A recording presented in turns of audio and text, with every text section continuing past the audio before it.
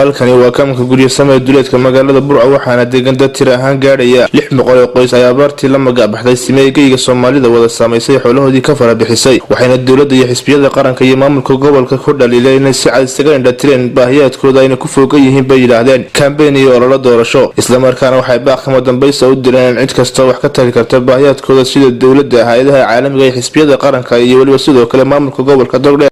waxaan ka hadlayaa dan iyo baahi waxa weeye waxaanu nahay dad muwaadina oo danu halkan keentay oo xoolaha oo xoolihii Ilaahay lahaa naga qaaday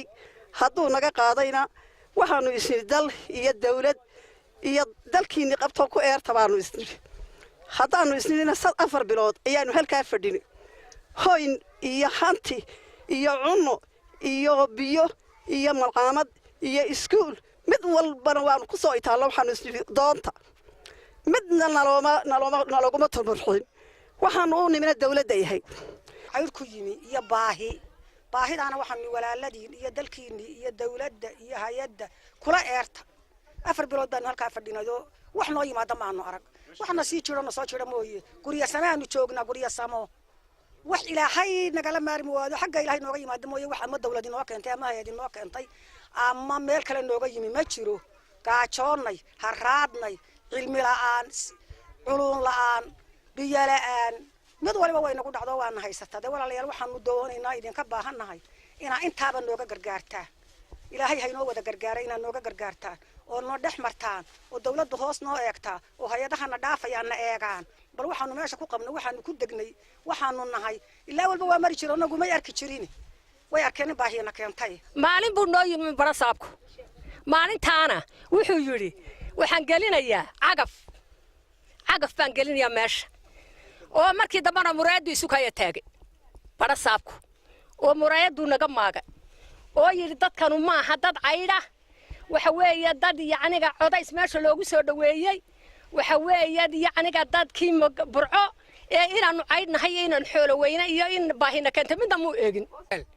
wadanka ku burburay ku dhaawaca isagoo joobana oo 20 jira galay dagaalka saakana wajiga daayeer kale aan xuquuq ku qaataa jirin ee dadnimo waxa ogaal ku qaataan jirin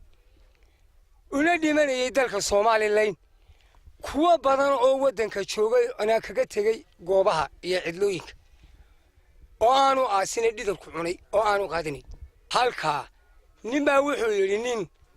yiri badow biya cabay iyo kula bararay si aanu la dhaqmo garan maayo halkan waa ka mahmaadaas taagan garabta waxaan leeyahay waan aqoontii bay leeyahay oo naafadii bay leeyahay oo kuwa waalidka ogaay bay leeyahay waxa ay ku maqnaayeen hantida hore weeyay rabisiyay tiila baa qaaday waxiga dhacay cidna kama qarsoona halkan guriyasamo ee ay ku nool yihiin